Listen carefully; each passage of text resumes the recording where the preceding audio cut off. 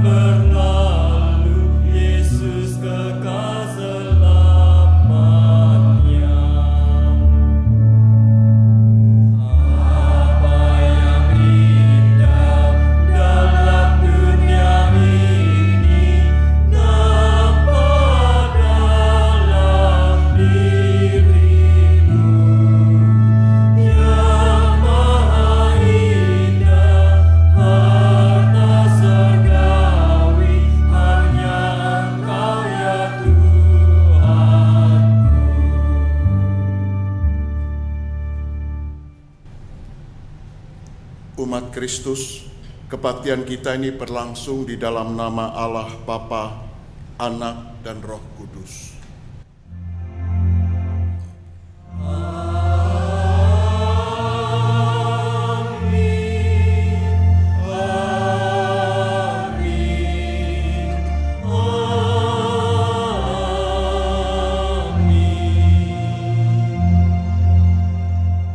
Kasih karunia dan damai sejahtera dari Allah Bapa kita dan dari Tuhan kita Yesus Kristus menyertai saudara-saudara sekalian.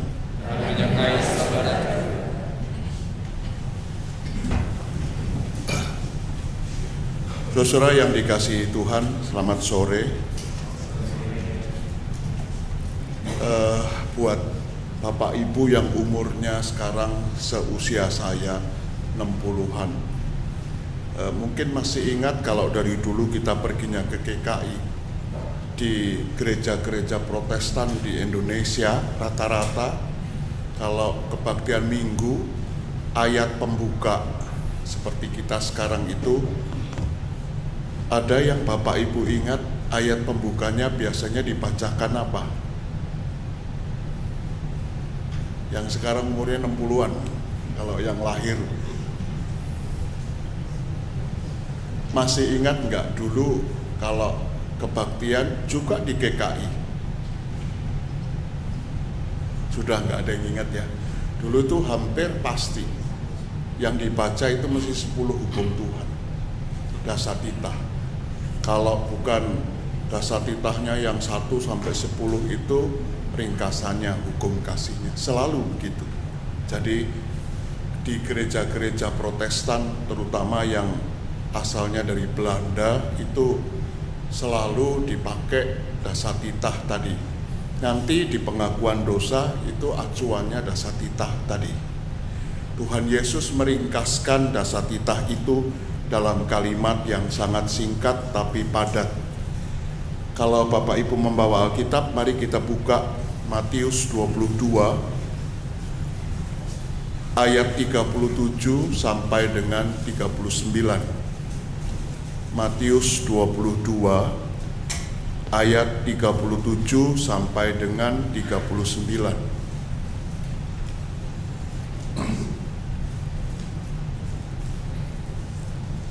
Saya mau mengajak saudara sekalian membacanya bersama-sama. Mulai dari kata kasihilah Tuhan dan seterusnya. Matius 22 ayat 37 sampai dengan 39. Mari. Kasihilah Tuhan Allahmu dengan segenap hatimu dan dengan segenap jiwamu dan dengan segenap akal budimu. Itulah hukum yang terutama dan yang pertama. Dan hukum yang kedua yang sama dengan itu ialah kasihilah sesamamu manusia seperti dirimu sendiri. Saudara, Tuhan Yesus smart. Tadi pagi saya mengatakan Yesus itu smart, sebab kalau kita tanya kepada guru agama Yahudi, mereka menunjuk gulungan tulisan suci yang banyak dan panjang. Kalau sekarang barangkali yang ditunjukkan buku yang berak-rak, tetapi Tuhan Yesus meringkaskan Taurat itu hanya dalam 2 kalimat pendek dan tepat sekali intinya. Nanti kita akan memperhatikan lebih lanjut. Mari kita menyanyi bersama, ku mau berjalan dengan juru selamatku dan seterusnya.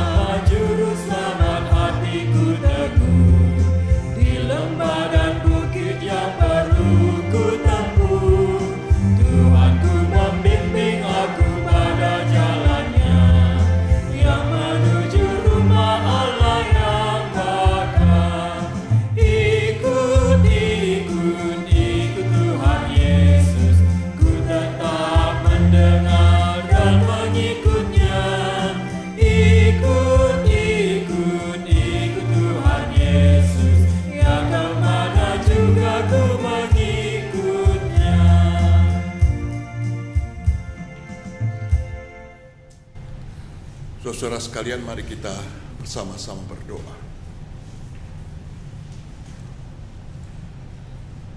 Tuhan Allah yang menjadi Bapa kami oleh Yesus Kristus, di dalam namanya kami hendak bersyukur dan berterima kasih karena Engkau tidak pernah menahan-nahan kasih-Mu kepada kami, dan Engkau menyatakan hal itu kepada kami, orang-orang yang berdosa ini. melalui rasa setia kawan, melalui keprihatinan, melalui cinta kasih yang melintasi semua situasi dan kondisi kami. Engkau sudah mengambil prakarsa untuk mendamaikan diri kami denganmu dan sesama kami melalui salib anak-Mu itu. Utamanya Engkau sudah menerima kami sebagaimana kami ada, dan Engkau ingin kami berdamai dengan Engkau, sumber kehidupan kami. Lalu dari sana Engkau ingin kami hidup dalam damai dengan sesama kami. Mestinya sikap dan tindakan Tuhan seperti itulah yang kami teladani dan kami upayakan agar menjadi sikap iman kami kepadamu. Namun demikian, maafkan dan ampunilah kami, ya Tuhan, kalau kami tidak bersungguh-sungguh menanggapi sikap-Mu itu.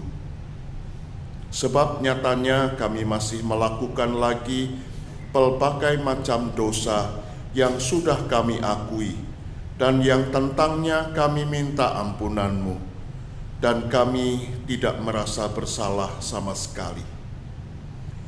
Ampunilah kami juga, ya Tuhan, kalau kami menganggap orang lain, apalagi kalau orang itu berbeda dengan kami, dengan kacamata yang negatif, bahwa mereka adalah ancaman, pesaing, kompetitor, rival, atau malahan musuh yang mesti kami kalahkan, yang mesti kami singkirkan dan kami tundukkan, bahkan kalau perlu dengan menghalalkan semua cara. Padahal kami semua tahu bahwa cinta kasih, penghargaan, dan rasa setia kawan-Mu juga bagi mereka semua. Ampunilah kami, ya Tuhan, kalau kami masih suka berprasangka buruk dan mencurigai orang lain, apalagi kalau orang itu berbeda dengan kami dalam banyak hal. Lalu kami bersikap tidak menghargai dan tidak menghormati mereka. Kami memandang rendah mereka dan melakukan praktek diskriminasi bagi mereka.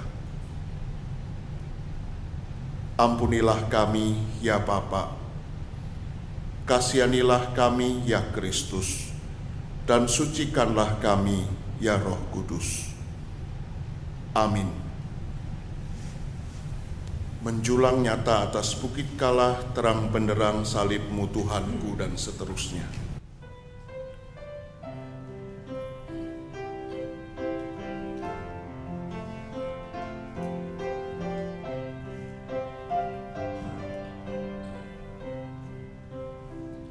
Menjulang nyata atas bukit kala, terang benderang salib-Mu Tuhanku, dari sinarnya yang menyala-nyala, memancar kasih agung dan lesu.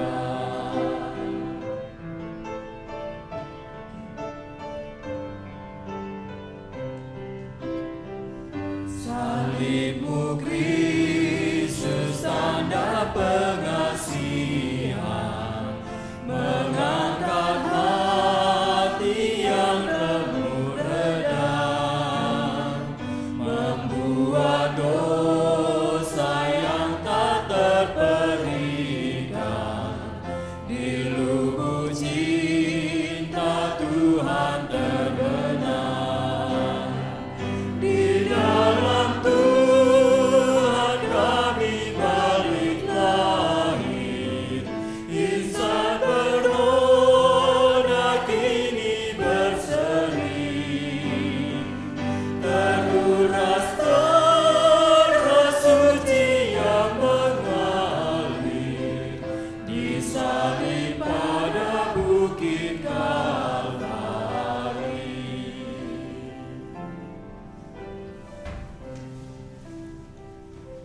Sekarang saudara dengarlah berita anugerah dari Tuhan.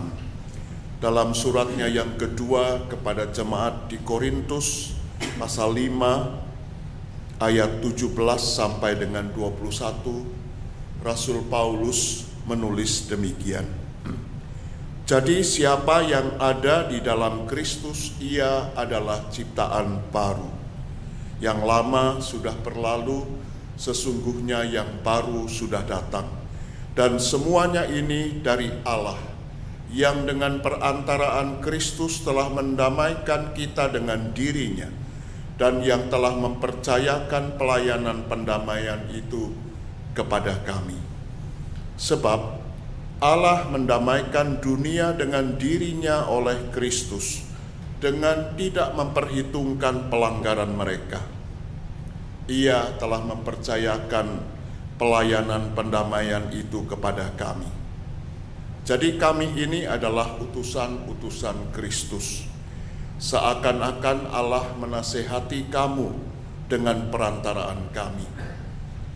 Dalam nama Kristus kami meminta kepadamu, berilah dirimu didamaikan dengan Allah. Dia yang tidak mengenal dosa telah dibuatnya menjadi dosa karena kita, supaya dalam Dia kita dibenarkan oleh Allah. Demikianlah saudara sekalian berita anugerah dari Tuhan.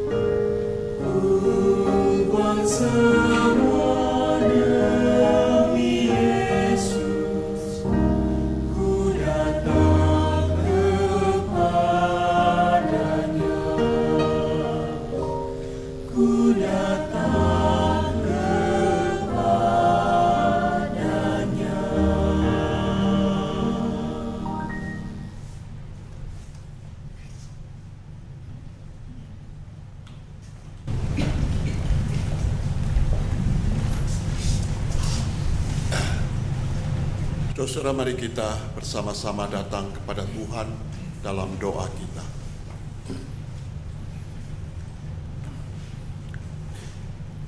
Tuhan Allah Bapa kami yang sangat baik, Tuhan yang maha kasih dan maha murah, bahkan maha setia. Kami bersyukur kepadamu karena kami mengalami sendiri lagi kebaikan-Mu kepada kami. Engkau sudah menghantar kami melewati hari-hari kehidupan kami sampai sekarang, dan Engkau memperkenankan kami masuk ke hari yang baru dari minggu kehidupan kami yang baru dengan selamat. Engkau beri kepada kami hati yang bersih, pikiran yang jernih, dan hidup yang baru karena pengampunan yang dari Tuhan. Sungguh kami sekarang menjadi ciptaan baru, seperti Paulus mengatakannya kepada kami. Kami rindu Tuhan, hidup kami pada hari-hari mendatang menjadi hari hidup yang lebih berkenan kepada Tuhan. Kami rindu pesan Tuhan, itu kami wujud nyatakan ketika Engkau mempercayakan berita pendamaian itu dan pelayanan-Mu mendamaikan dunia ini dengan diri-Mu. Pelayanan pendamaian-Mu antara kami dengan Engkau dan kami dengan sesama kami, itu bisa terwujud nyata. Ya Allah Roh Kudus, kiranya Engkau dengan kuat kuasa-Mu menyiapkan hati dan pikiran kami supaya menjadi wahana yang pantas bagi kami menerima firman-Mu yang suci, dan kuat kuasanya juga yang mendukung dan mendorong kami untuk menjadi penghayat dan pengamal firman Tuhan tadi. Bersabdalah kepada kami karena kami siap mendengarnya. Di dalam nama Kristus Yesus, Sang Firman yang sejati itu. Amin.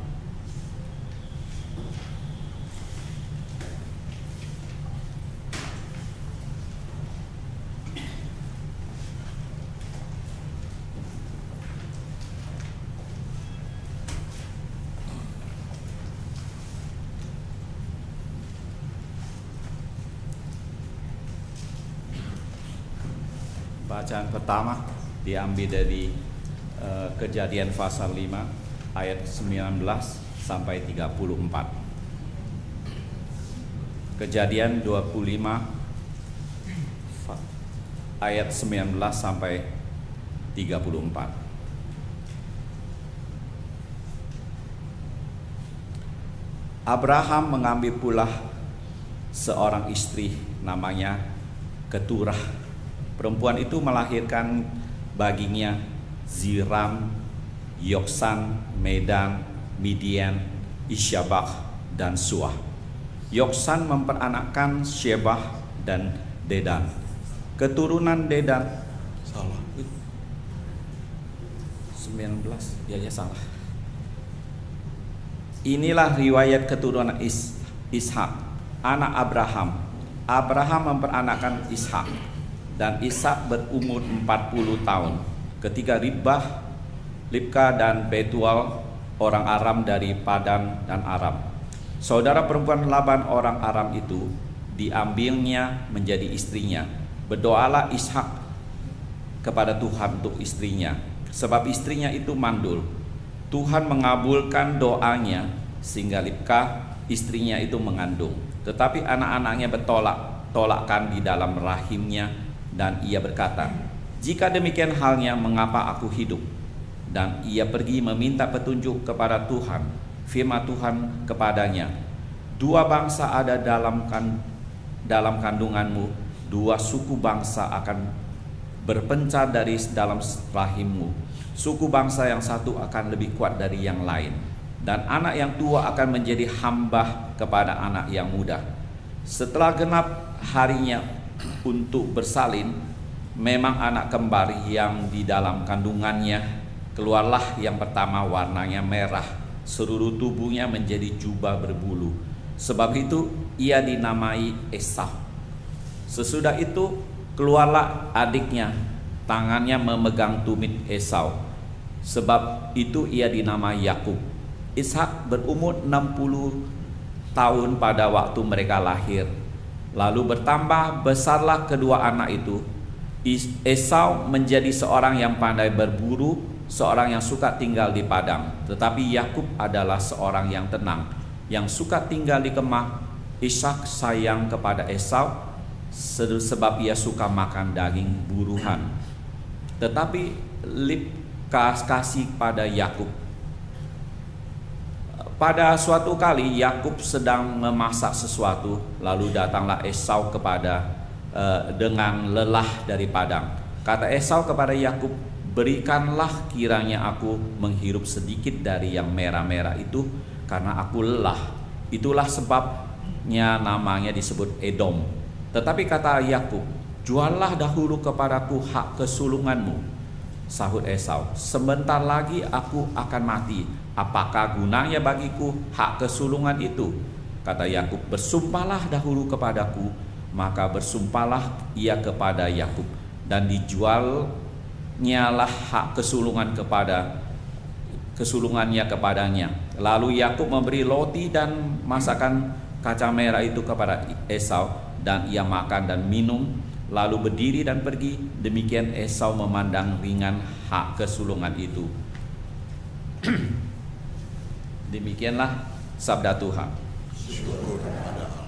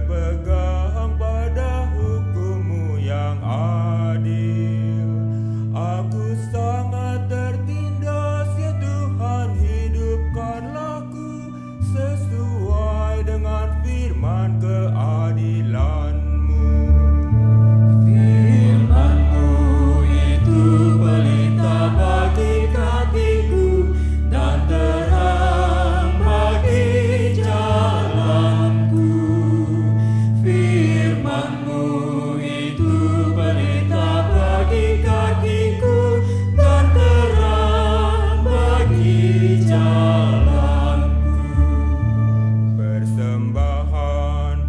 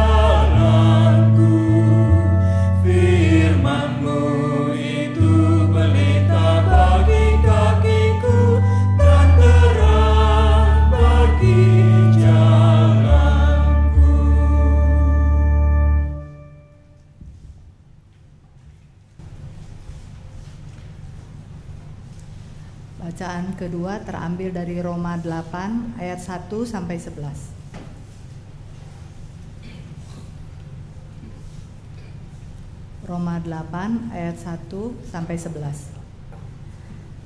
Demikianlah sekarang tidak ada penghukuman bagi mereka yang ada di dalam Kristus Yesus. Roh yang memberi hidup telah memerdekakan kamu dalam Kristus dari hukum dosa dan hukum maut.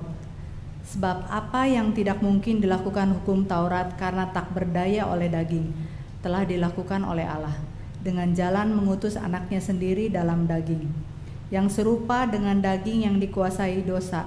Karena dosa, ia telah menjatuhkan hukuman atas dosa di dalam daging, supaya tuntunan hukum Taurat digenapi di dalam kita, yang tidak hidup menurut daging, tetapi menurut roh. Sebab mereka yang hidup menurut daging memikirkan hal-hal yang dari daging. Mereka yang hidup menurut roh memikirkan hal-hal yang dari roh. Karena keinginan daging adalah maut, tetapi keinginan roh adalah hidup dan damai sejahtera. Sebab keinginan daging adalah perseteruan terhadap Allah, karena ia tidak takluk kepada hukum Allah. Hal ini memang tidak mungkin baginya. Mereka yang hidup dalam daging tidak mungkin berkenan kepada Allah. Tetapi kamu tidak hidup dalam daging, melainkan dalam roh. Jika memang roh Allah diam di dalam kamu, tetapi jika orang tidak memiliki roh Kristus, ia bukan milik Kristus. Tapi jika Kristus ada di dalam kamu, maka tubuh memang mati karena dosa, tetapi roh adalah kehidupan oleh karena kebenaran. Dan jika roh Dia yang telah membangkitkan Yesus dari antara orang mati diam di dalam kamu, maka Ia yang telah membangkitkan Kristus Yesus dari antara orang mati akan menghidupkan juga tubuhmu yang fana itu oleh Roh-Nya yang diam di dalam kamu. Demikianlah sabda Tuhan. Bacaan ketiga kita, saudara, hari ini adalah Injil Tuhan kita Yesus Kristus menurut Matius 13 ayat 1 sampai dengan 9 dan dilanjutkan dengan ayat 18 sampai dengan 23. Matius 13 ayat 1 sampai dengan 9 dan dilanjutkan dengan ayat 18 sampai dengan 23. Demikian tertulis. Pada hari itu keluarlah Yesus dari rumah itu dan duduk di tepi danau. Maka datanglah orang banyak berbondong-bondong lalu mengerumuni Dia, sehingga Ia naik ke perahu dan duduk di situ, sedangkan orang banyak semuanya berdiri di pantai. Dan Ia mengucapkan banyak hal dalam perumpamaan kepada mereka. Katanya, adalah seorang penabur keluar untuk menabur. Pada waktu ia menabur, sebagian benih itu jatuh di pinggir jalan. Lalu datanglah burung dan memakannya sampai habis. Sebagian jatuh di tanah yang berbatu-batu, yang tidak banyak tanahnya. Lalu benih itu pun segera tumbuh karena tanahnya tipis. Tetapi sesudah matahari terbit, layulah ia dan menjadi kering karena tidak berakar. Sebagian lagi jatuh di tengah semak duri, lalu makin besarlah semak itu dan menghimpitnya sampai mati. Sebagian lagi jatuh di tanah yang baik, lalu berbuah, ada yang 100 kali lipat, ada yang 60 kali lipat, ada yang 30 kali lipat. Siapa bertelinga, hendaklah ia mendengar. Ayat 18. Karena itu dengarlah arti perumpamaan penabur itu. Kepada setiap orang yang mendengar firman tentang kerajaan sorga, tetapi tidak mengertinya, datanglah si jahat dan merampas yang ditaburkan dalam hati orang itu. Itulah benih yang ditaburkan di pinggir jalan. Benih yang ditaburkan itu di tanah yang berbatu-batu, ialah orang yang mendengar firman itu dan segera menerimanya dengan gembira. Tapi karena ia tidak berakar dan tahan sebentar saja, apabila datang penindasan atau penganiayaan karena firman itu, orang itu pun segera murtad. Yang ditaburkan di tengah semak duri ialah orang yang mendengar firman itu, lalu kekhawatiran dunia ini dan tipu daya kekayaan menghimpit firman itu, sehingga tidak berbuah. Yang ditaburkan di tanah yang baik ialah orang yang mendengar firman itu dan mengerti, dan karena itu ia berbuah, ada yang 100 kali lipat, ada yang 60 kali lipat, ada yang 30 kali lipat. Demikianlah Injil Tuhan kita Yesus Kristus. Yang berbahagia adalah mereka yang mendengar firman Tuhan dan memeliharanya. Haleluya.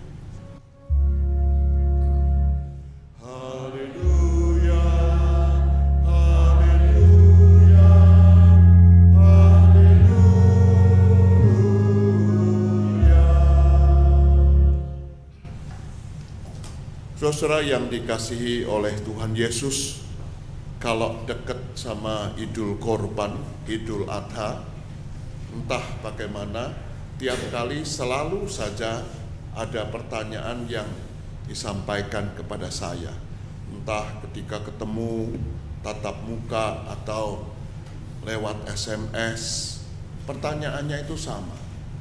Pak Sam, sebetulnya dalam cerita Abraham mengorbankan anaknya, yang dikorbankan itu siapa? Kalau pertanyaan itu saya forward, saya broadcast ke saudara sekalian. Dalam cerita Tuhan memerintahkan Abraham mengorbankan anaknya, yang dikorbankan itu siapa sebetulnya? Ishak atau Ismail? Saudara jangan takut salah ya. Salah di sini tidak dihukum. Ishak atau Ismail? Kata siapa? Kata Alkitabnya. Tapi saudara, kalau saya ditanya begitu, saya akan balik bertanya. Kamu mau nanyanya sama siapa? Kalau kamu nanyanya sama orang Yahudi, jawabnya siapa? Ishak. Tapi kalau kita tanya sama orang Arab, jawabnya Ismail. Nah lu, siapa yang kemudian dikorbankan? Bener apa enggak? Bener ya? Jadi kalau saya akan bertanya, kalau menurut orang Yahudi Ishak, kalau menurut orang Arab Ismail, kalau menurut orang Kristen, saudara mestinya jawabnya bukan Ishak dan Ismail yang penting. Sebab dalam cerita itu kalau kita betul-betul memperhatikan, yang paling penting itu Abrahamnya, bukan anak yang mau dikorbankan. Ya. Jadi kalau ada orang bertanya begitu, jangan pikirkan. Memang betul perjanjian lama itu Alkitabnya orang Yahudi dan jawabnya Ishak. Tapi kalau kita pergi ke orang Arab, jawabnya Ismail. Tetapi ada hal yang sama. Dan kalau itu ditanyakan kepada kita adalah, kalau kita ini jadi Abraham, lalu Tuhan memberi apa yang sangat kita dambakan, berharga luar biasa, lalu Tuhan minta supaya dia dikorbankan. Kita korbankan apa enggak? Saudara, jadi yang penting bukan soal teknis detail di cerita itu siapa dan siapa, tetapi sikap iman. Apakah kita berani mengambil sikap iman seperti Abraham? Saudara, saya mau mengajak saudara pakai cara pandang semacam itu ketika kita membaca bacaan pertama kita hari ini. Cerita tentang dua bersaudara kembar yang namanya Esau dan Yakub, anak dari Ishak dan Ribka. Biasanya dengan serta-merta kita mengatakan, ya, yang dipilih oleh Tuhan itu yang Yakub. Dan memang begitu adanya. Cerita ini mengatakan kepada kita, rupanya anak ini kembar sejak dalam kandungan memang tidak akur. Dan itu yang mengatakan siapa? Tahu tidak akur padahal belum ada USG ya. Yang mengatakan siapa? Ibunya. Dan ibunya mengatakan anak ini sudah tidak akur, bertolak-tolakan katanya. Lalu dia tanya sama Tuhan, dan Tuhan mengatakan 2 bangsa di kandunganmu, dan akhirnya yang tua akan menjadi hamba dari yang muda. Jadi yang pakalnya jadi juragan itu yang muda, yang lebih muda. Yang jadi juragan bukan abangnya tapi adiknya. Waktu keluar, si adik ini mencengkeram tumit dari kakaknya. Keluarlah bersaudara kembar yang berbeda dalam semua hal. Yang satu bulunya banyak sekali, dan yang menarik semua kaitannya sama warna merah ya. Esau katanya, saya nggak tahu apa bulunya juga kemerah-merahan begitu. Sebab yang saya tahu kalau bayi lahir ya pipinya merah seperti tomat biasanya gitu ya. Ini bulunya banyak sekali seperti pakai. Nanti dia hobinya berburu, sukanya di padang. Dia menjadi peternak. Dan bapaknya punya hobi yang sama, punya minat yang sama, klop. Sedangkan yang satunya namanya Yakub, anak mami, orang rumahan, jarang keluar. Rupanya saudara-saudara, friksi sejak di dalam kandungan itu kemudian dibawa sampai keluar.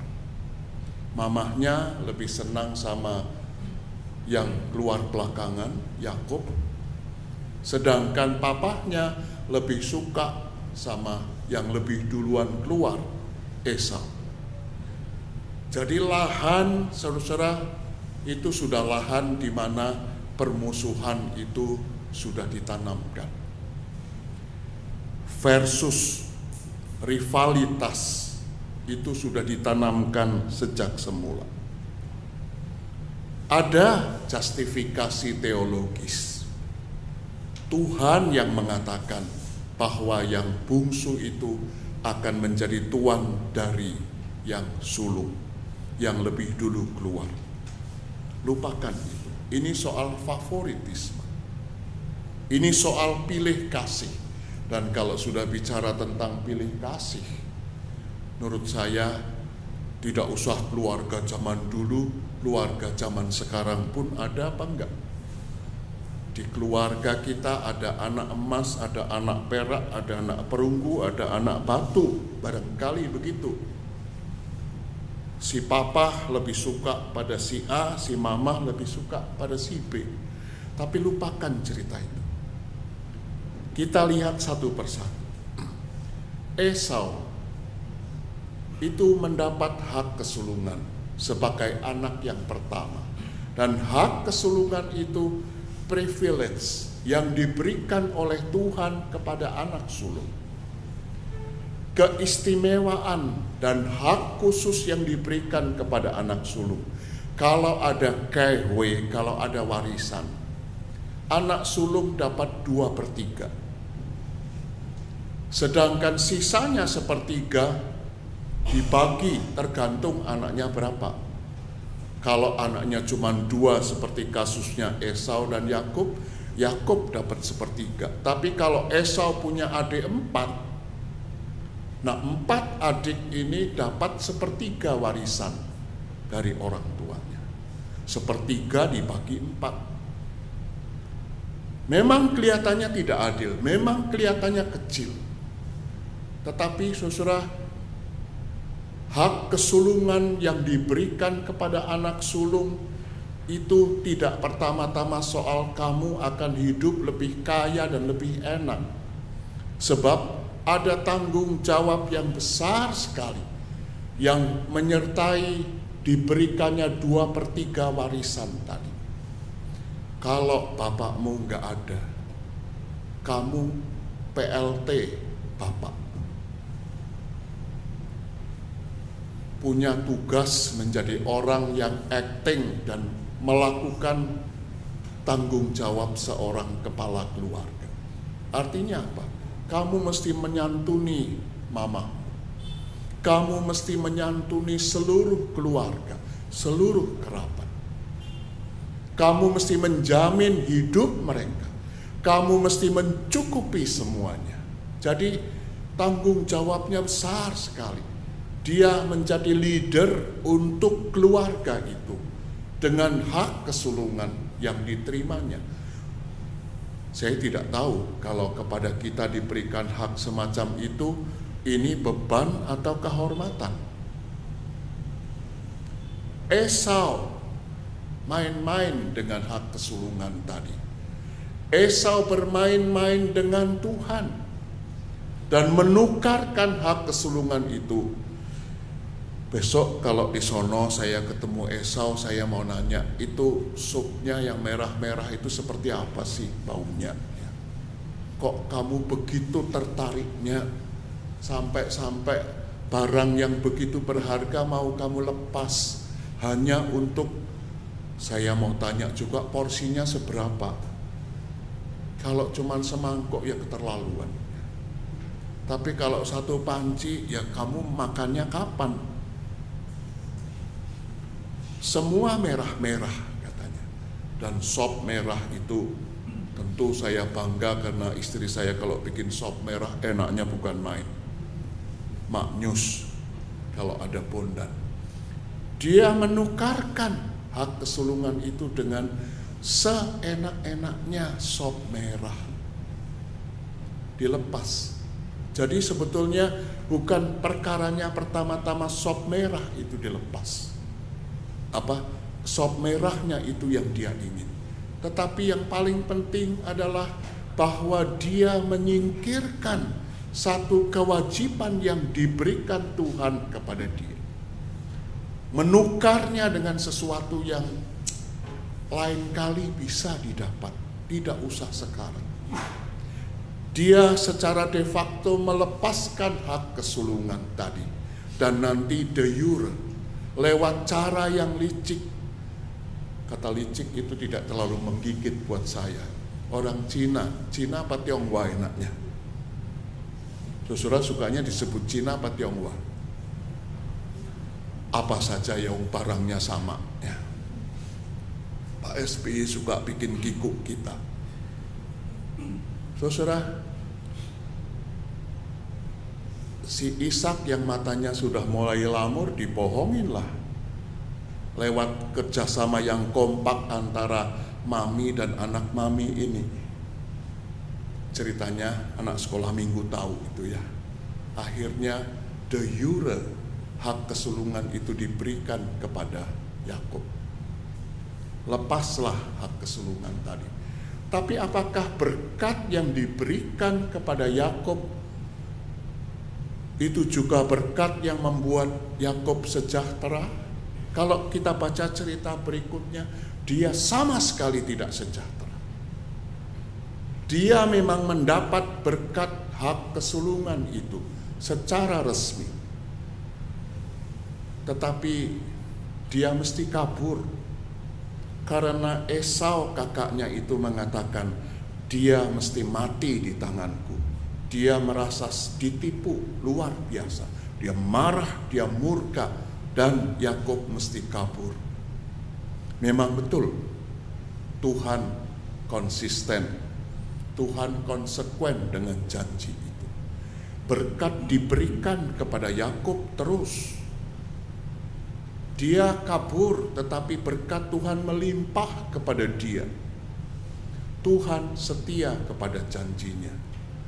Yakub mengatakan, aku pergi hanya bawa 1 tongkat, tapi sekarang aku pulang dengan 2 rombongan besar.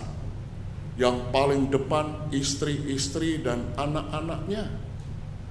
Waktu mau pulang kampung itu, sesudah istri dan anak-anaknya, lalu ternaknya, lalu budak-budaknya, lalu aset lainnya.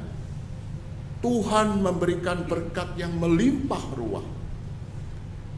Tetapi apakah hidupnya sejahtera? Apakah hidupnya nyaman? Berkat Tuhan yang diterima, yang diambil dengan paksa, yang diambil dengan menghalalkan cara, dengan cara yang licik, ternyata tidak membuahkan kesejahteraan. Yakub memang mesti berdamai dulu dengan Tuhan sebelum berdamai dengan Esau.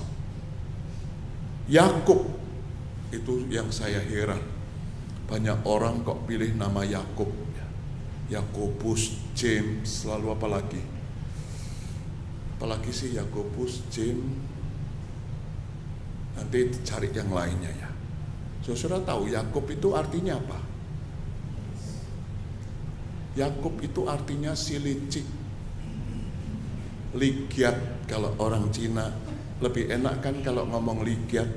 Ligiat itu lebih kuat daripada licik. Dia bukan cuma licik tapi licin, pintar sekali berkelit, ligiat. Dan Tuhan yang menahan dia, Tuhan yang bergumul dengan Yakub, memaksa Yakub untuk mengakui siapa dia. Tuhan dalam Kejadian 32 tidak hanya bertanya tentang Yakub, siapa nama kata benda orang yang namanya Yakub, tetapi yang dia tanya, siapa namamu itu, kepribadianmu gimana? Kamu itu sebetulnya berlaku seperti apa? Dan saudara-saudara, syukurlah Yakub berani mengaku, saya itu si licik.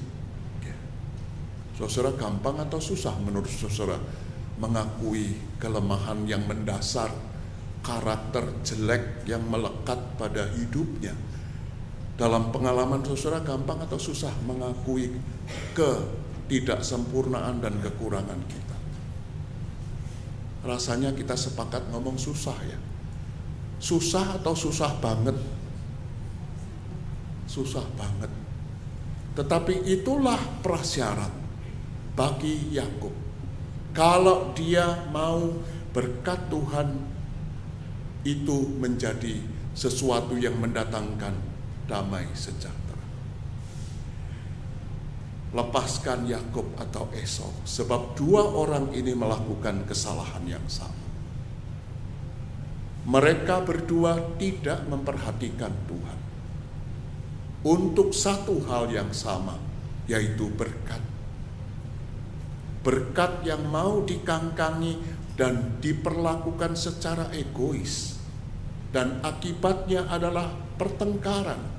Akibatnya adalah rivalitas. Akibatnya adalah dendam dan benci. Akibatnya adalah perpecahan dan perpisahan. Ketidaksehatian yang sangat-sangat tidak diharapkan. Mereka berpisah puluhan tahun lamanya. Apakah Tuhan punya niat baik, niat buruk terhadap Esau? Jawabnya tidak.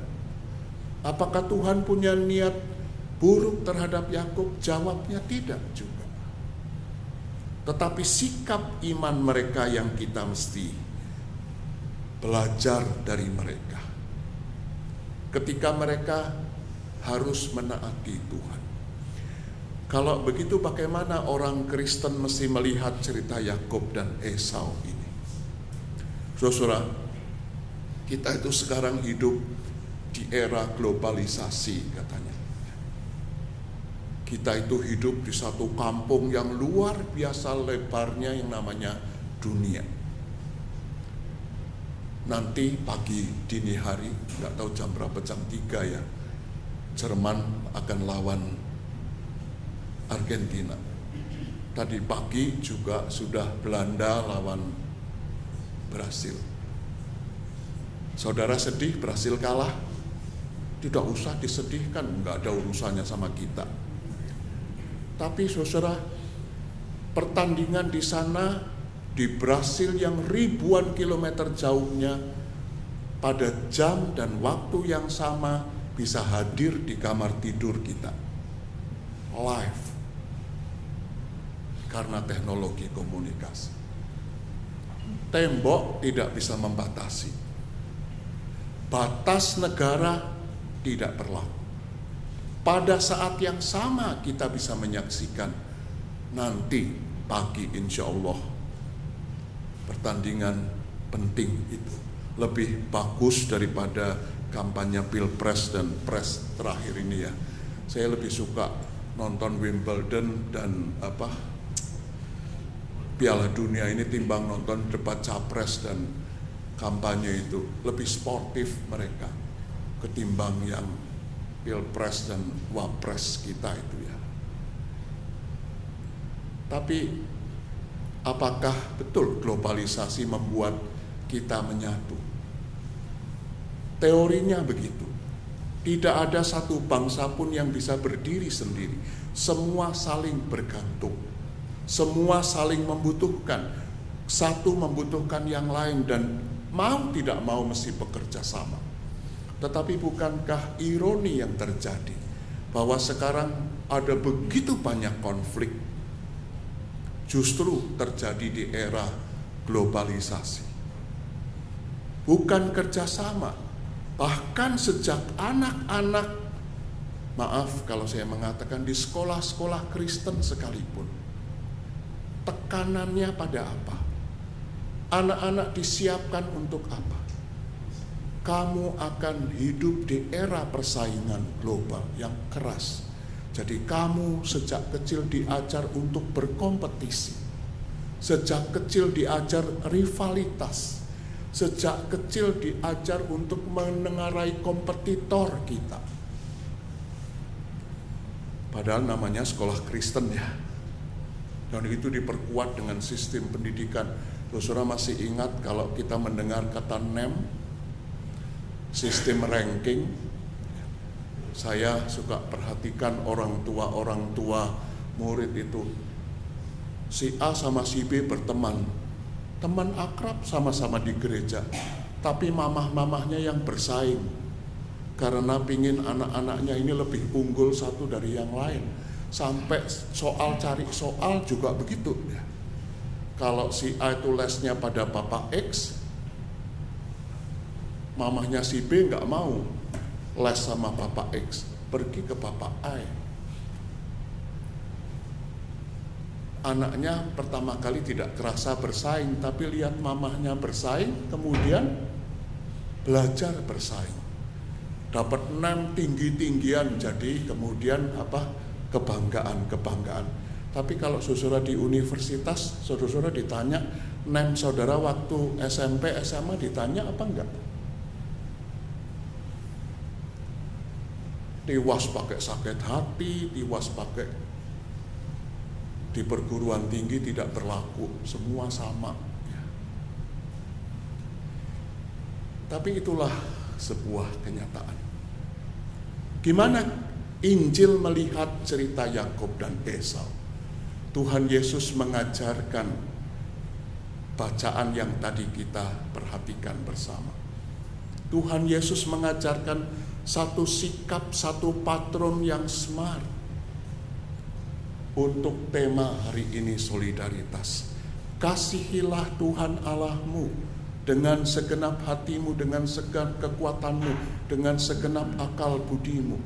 Itu hukum yang utama dan pertama. Dan hukum yang kedua yang sama dengan itu, sama dengan kasihilah Tuhan Allahmu, adalah kasihilah sesamamu manusia seperti kamu mengasihi dirimu sendiri. Saya orang yang keberatan kalau ada teman pendeta yang mengatakan di khotbah, musuh-musuh Yesus begini, begini, dan begitu. Kalau kita membaca seluruh cerita Tuhan Yesus, Yesus tidak pernah cari musuh. Bahwa ada orang-orang yang tidak suka kepada dia lalu memusuhi dia, iya. Tetapi Yesus sendiri tidak pernah memantik permusuhan. Yesus orangnya sungguh-sungguh mau bergaul dan menerima siapa saja, menghargai siapa saja. Tidak peduli dia orang buta yang distigma orang oleh orang saleh, ini buta karena dosa. Buat Yesus tidak soal. Dia bergaul dengan pemungut cukai yang kaya, yang dibenci oleh banyak orang. Buat Yesus tidak soal, sebab Sakeus ini pun manusia yang terhormat. Dia tidak membenci perempuan Samaria di sumur Sikhar yang dijauhi oleh tetangganya. Sebab bagi Yesus ini manusia yang berharga, betapapun kelam kehidupan keluarganya. Yesus bukan seperti orang Jakarta. Coba saudara jalan kaki di jalan Hadiah Muka Gereja ini. Saudara jalan lalu ada dua orang lain yang ngikuti saudara. Jarak 200 meter. Saudara pelan, dia ikut pelan. Saudara cepat, dia ikut cepat. Apa yang segera saudara lakukan? Cepat-cepat cari pos hansip lalu berhenti di situ. Sejak kecil kita di Jakarta diajari untuk curiga sama orang lain. Saya punya pastori di Purworejo itu, ada kunci banyak sekali, kunci lemari, kunci pintu, kunci jendela. Tetapi saya nggak pernah bawa satupun kunci itu. Kunci itu semua terpasang di tempatnya juga kalau saya cuti. Tinggal begitu aja aman. Tapi ketika saya pergi ke Jakarta, serah terima pastori saya yang sekarang ini, kepada saya diterimakan 18 kunci. Dan saya terkaget-kaget karena sampai ke dak atas pun saya mesti buka gembok. Kalau lihat menara air harus dibuka dulu kuncinya. Tapi saudara, kalau kita membaca Tuhan Yesus, tidak begitu.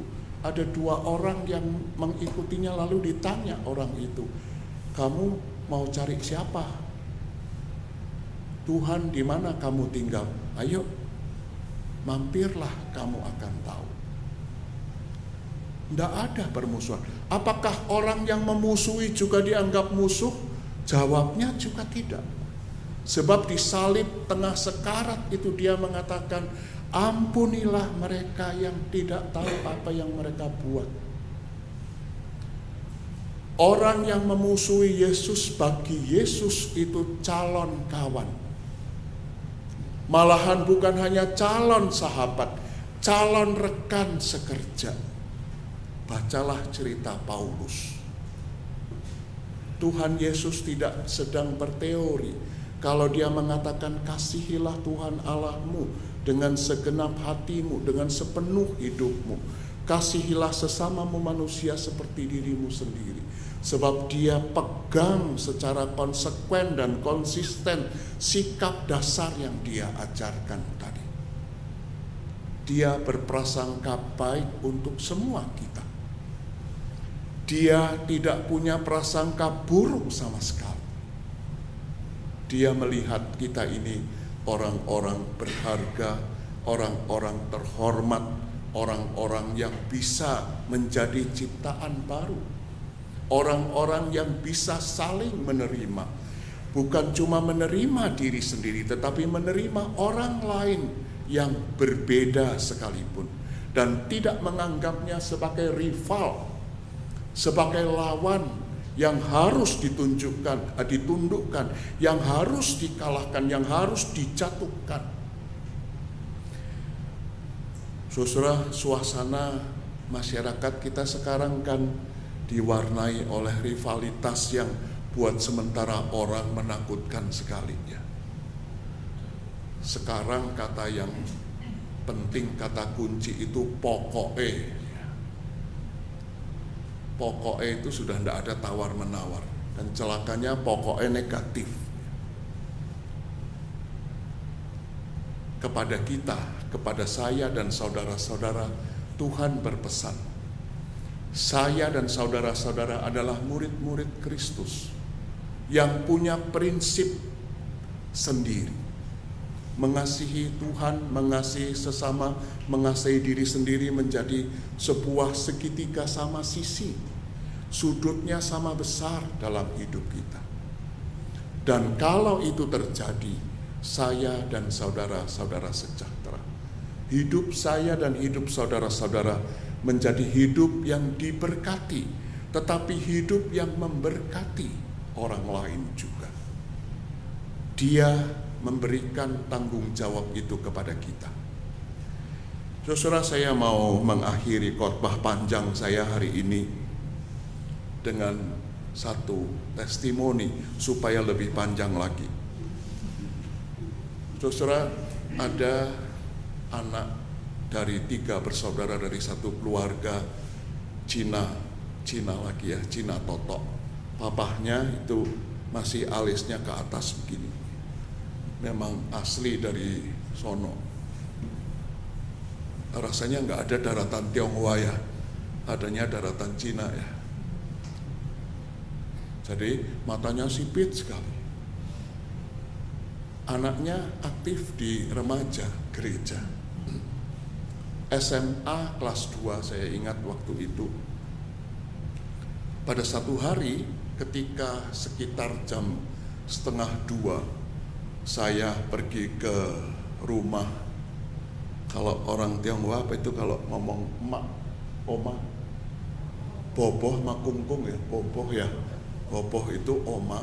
Omanya ini rumahnya kira-kira 1,5 kilometer dari rumah si Acong, sebut saja begitu ya, Acong. Nah, saudara, Acong ini kalau buat saya ini anak jenius.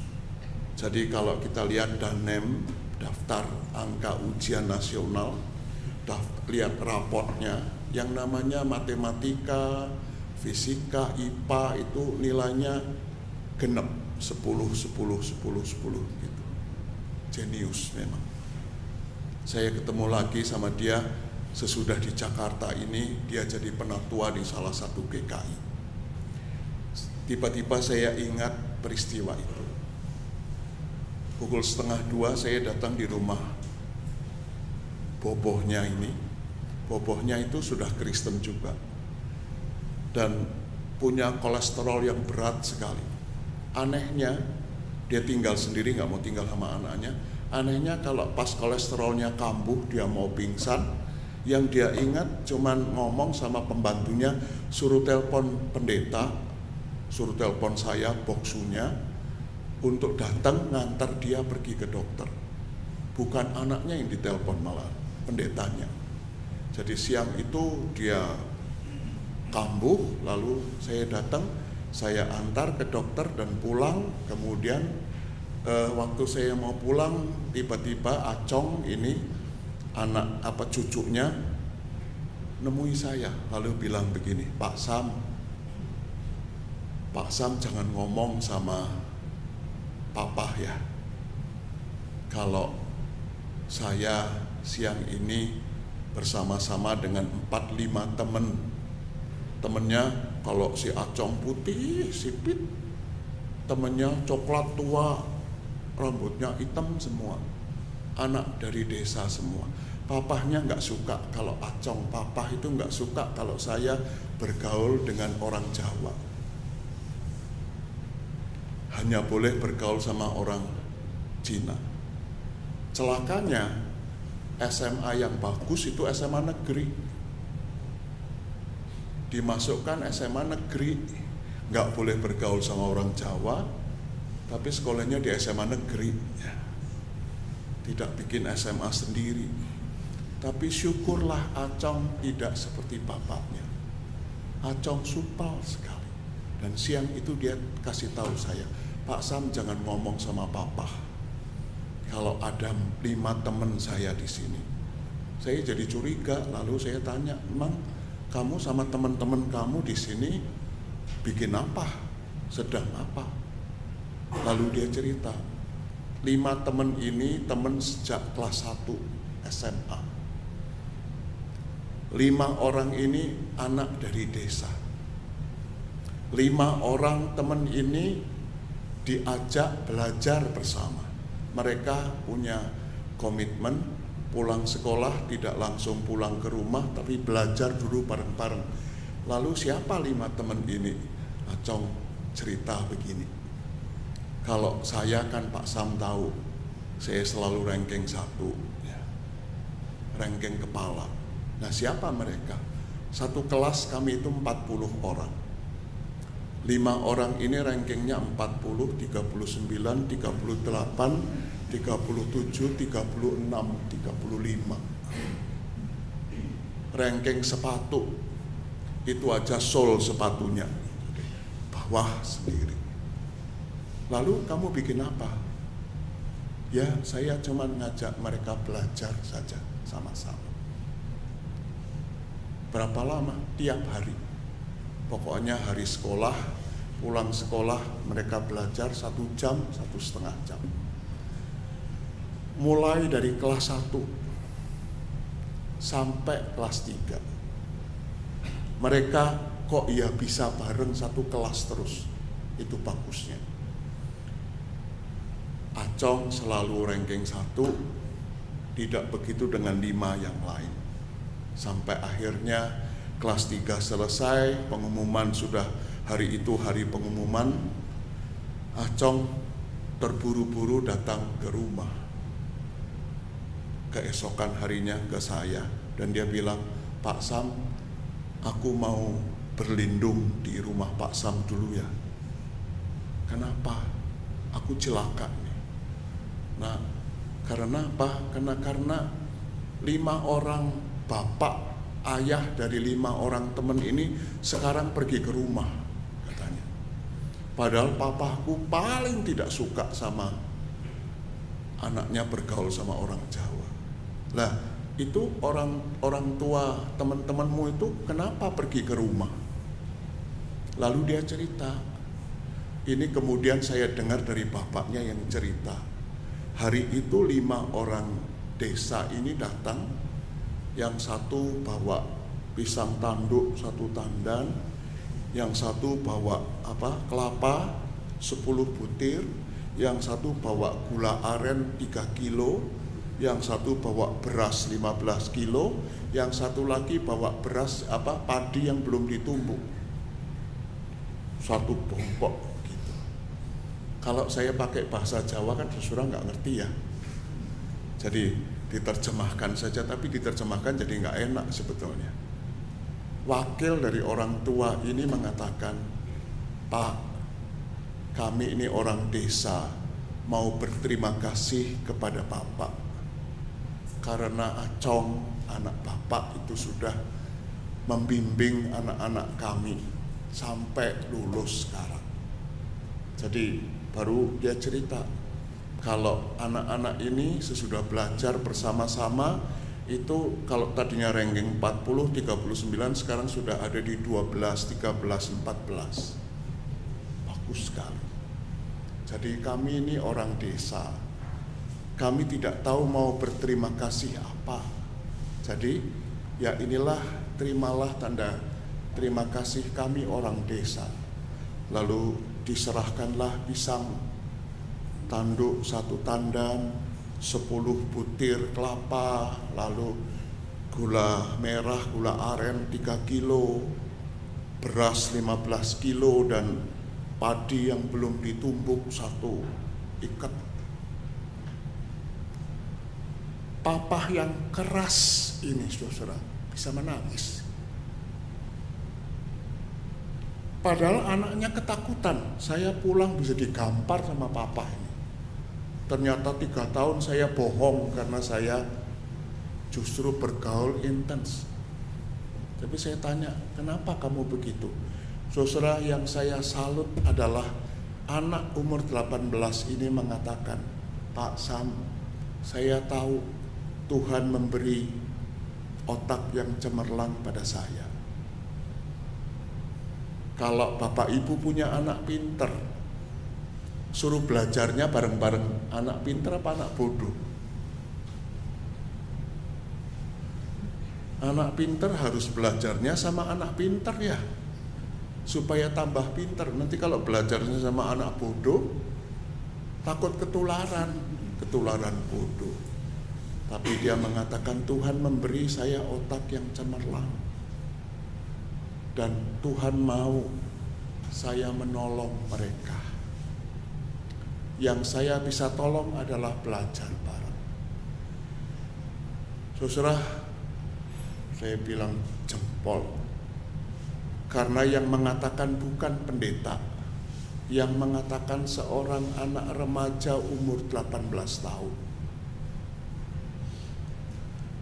Yang hidup di keluarga yang mengatakan jangan bergaul sama anak orang Jawa. Diskriminatif sekali. Tapi anak ini tidak terjebak di sana. Anak ini tidak berlaku seperti Yakub. Anak ini membiarkan Tuhan yang menciptakan itu mengubah dia. Ketika saya ketemu sama dia di sini, dia sudah pakai dasi jadi penatua, tapi tetap aja orangnya persis, postur tubuhnya persis Jokowi itu, kurus, kecil, krempeng, wajahnya juga nggak cakep sama sekali. Dia lulus seperti biasa lulus itu nilainya matematika, fisika, bahasa Inggris 10 semua. Perguruan tinggi tinggal pilih. Dia sudah lulus, dia kerja di Jakarta sebentar. Tinggalnya di Tangerang, kerjanya di kota. Yang saya tanya kepada dia ketika ketemu lagi, saya bilang saya senang kamu jadi penatua. Kamu masih ngelesi anak-anak enggak? Lalu dia bilang, di kompleks tempat dia tinggal, hari Selasa, Rabu, Kamis, Jumat, tiap malam jam 8 saya kumpulkan anak-anak di kompleks tetangga saya itu untuk belajar matematika sama fisika. Kamu tarik bayaran? Dia ketawa, dia bilang, otak saya diberikan Tuhan gratis. Jadi kenapa saya mesti menarik bayaran, katanya. Saya dengar terakhir dia memang sudah pergi dari Indonesia. Dia dapat beasiswa untuk ambil S3-nya. Saya tidak pernah ketemu lagi. Konon ke Kanada atau Amerika Serikat. Harapan saya satu saat dia kembali ke Indonesia. Saudara, cerita ini menjadi inspiratif menurut saya. Di tengah-tengah masyarakat yang egois, di tengah masyarakat yang terpecah-pecah, malahan agama sekalipun memecah-mecah masyarakat itu sendiri. Ada seorang remaja yang begitu. Rasanya kita semua mesti belajar bahwa menaati Yesus itu artinya mendahulukan solidaritas ketimbang rivalitas, persahabatan, persaudaraan, kerjasama ketimbang berkompetisi. Kompetisi pada tahap tertentu bagus. Kalau kita belajar teori konflik sekarang dibelajar secara positif. Konflik itu membuat orang maju, selalu bergerak dipacu untuk maju. Tetapi kalau berlebih jadi salah. Bersahabat dengan siapa saja. Indonesia membutuhkan sekali orang-orang semacam itu. Saya dan saudara-saudara harus menjadi utusan Tuhan untuk hal itu. Amin.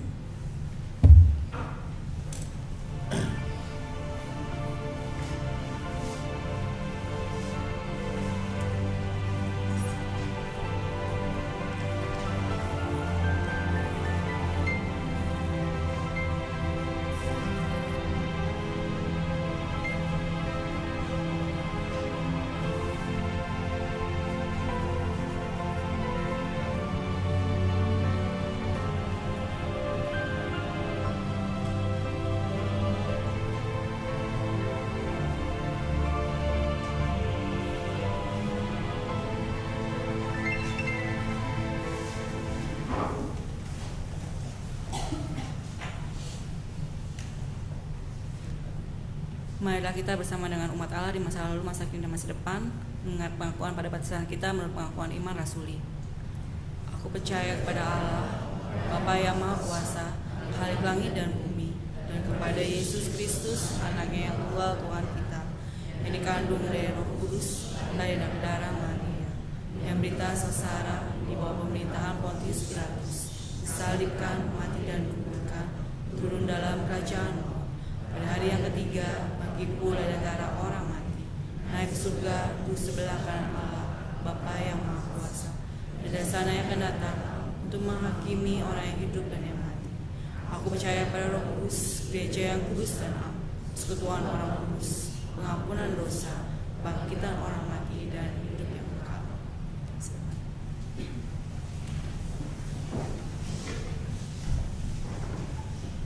Saudara, mari kita bersama-sama berdoa. Tuhan Yesus, karuniakan roh-Mu itu kepada kami, supaya kepribadian-Mu, karakter-karakter luhur-Mu, tabiat-Mu, sifat-Mu yang mulia itu menjadi karakter, tabiat, sifat, dan pribadi kami. Kami tahu Engkau sempurna, dan kami tidak sempurna. Kami punya kekurangan, punya kelemahan, tetapi kami sungguh bersyukur karena Engkau tidak memperhitungkannya. Engkau menganggap kami begitu berharga, begitu terhormat. Engkau tidak melihat kami sebagai makhluk yang harus dijauhi. Kalau kami pernah memusuhi Engkau, Engkau tidak pernah melihat kami sebagai musuh, tapi Engkau melihat kami sebagai calon sahabat. Malahan sekarang kami menjadi sahabat-Mu.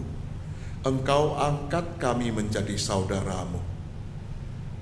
Sungguh kami tersanjung. Karena itu tolonglah kami, agar apa yang Engkau lakukan itu kami melakukannya sekarang. Di tengah-tengah keterpecahan masyarakat kami, biar kami menjadi perekat yang mendamaikan.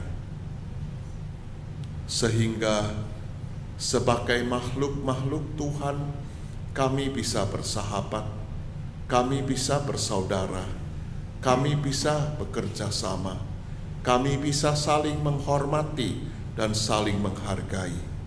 Malahan kami bisa membangun kehidupan yang satu sebagai satu kesatuan bangsa Indonesia.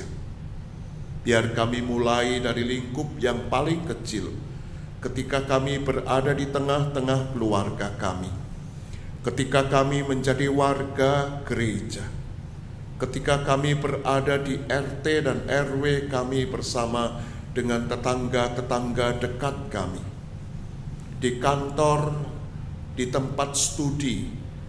Tuhan, di sana kami bisa menjadi perekat-perekat itu, malahan sebagai anggota masyarakat bangsa dan negara Indonesia yang lebih luas lagi. Kami bersedia, kiranya Engkau yang menolong kami, menggerakkan terus hati kami, menguatkan kami, mendukung kami, supaya kami tidak kalah oleh berbagai jenis rivalitas, kompetisi yang tidak sehat.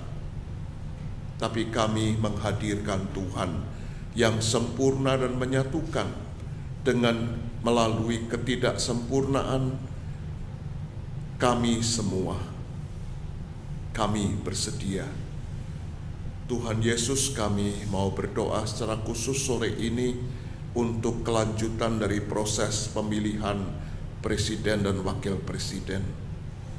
Kami sekarang berada pada masa-masa yang krusial sebelum diumumkan secara resmi siapa yang menjadi presiden dan wakil presiden yang terpilih. Kami mengaku bahwa proses ini pun Tuhan yang menentukan. Dan kalau kami ikut ambil bagian, kami ikut mengambil bagian karena kami menjadi bagian dari Tuhan sendiri. Tuhan memberi tanggung jawab kepada kami. Karena itu Tuhan, ketika kami selesai dengan tugas kami mau berdoa supaya Komisi Pemilihan Umum dan Bawaslu beserta dengan seluruh aparatnya juga berfungsi dengan jujur dan benar, menjadi alat di tangan Tuhan untuk menentukan presiden dan wakil presiden yang Engkau pilih untuk memimpin bangsa ini 5 tahun ke depan.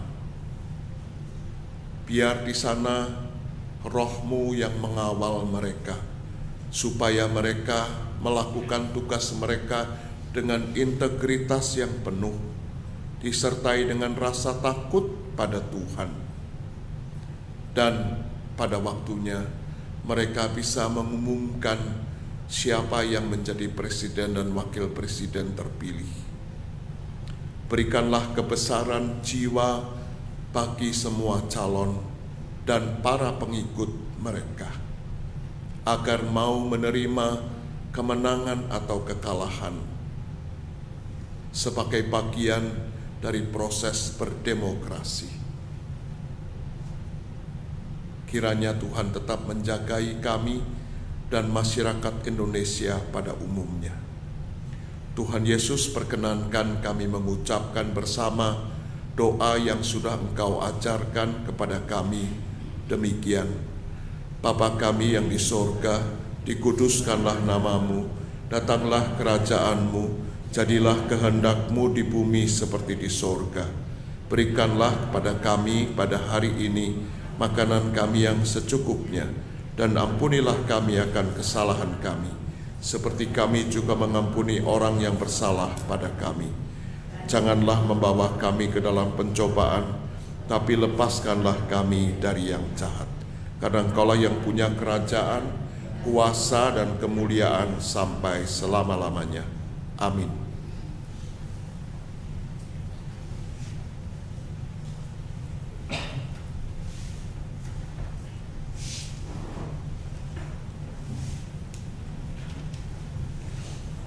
Saudara-saudara yang terkasih dalam Tuhan Yesus, kini kita diberi kesempatan untuk memberikan persembahan syukur kita kepada Tuhan.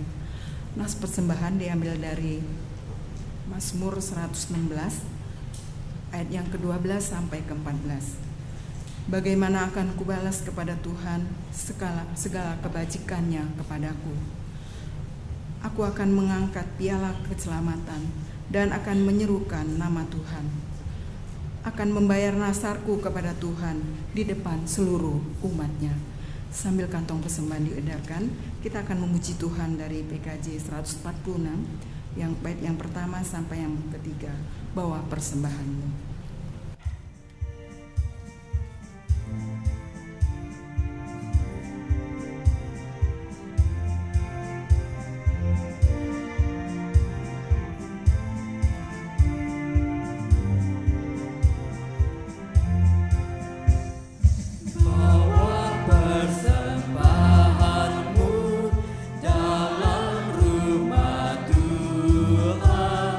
Dengan rela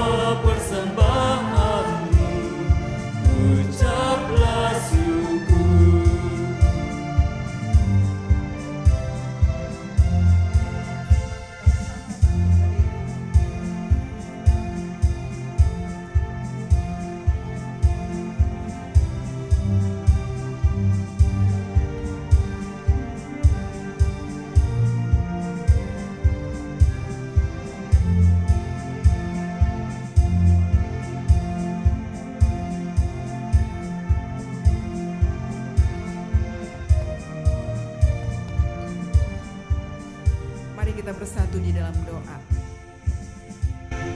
Tuhan Allah Bapa dalam sorga, ajar kami untuk mengucap syukur di segala kehidupan kami.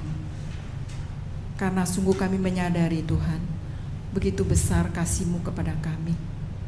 Tuhan telah memenuhi segala kebutuhan kami. Kami sungguh melihat begitu nyata perbuatan-Mu ya Tuhan, yang begitu ajaib, yang begitu besar ya Tuhan.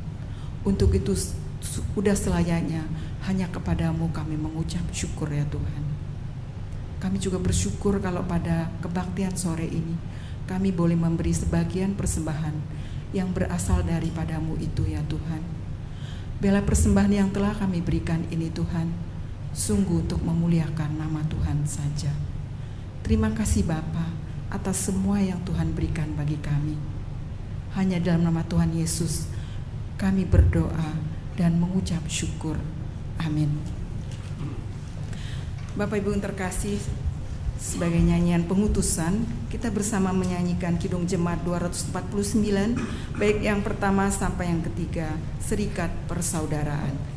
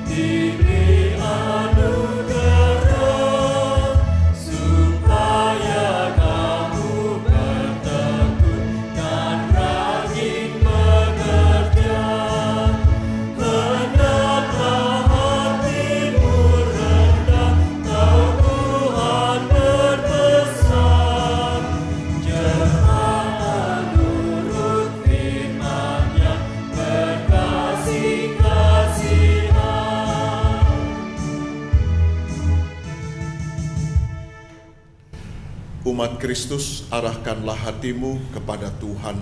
Kami mengarahkan hati kami kepada Tuhan.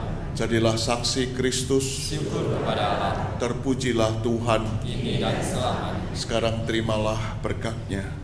Tuhan memberkati engkau dan melindungi engkau. Tuhan menyinari engkau dengan wajah-Nya dan memberi engkau kasih karunia. Tuhan menghadapkan wajah-Nya kepadamu dan memberi engkau damai sejahtera.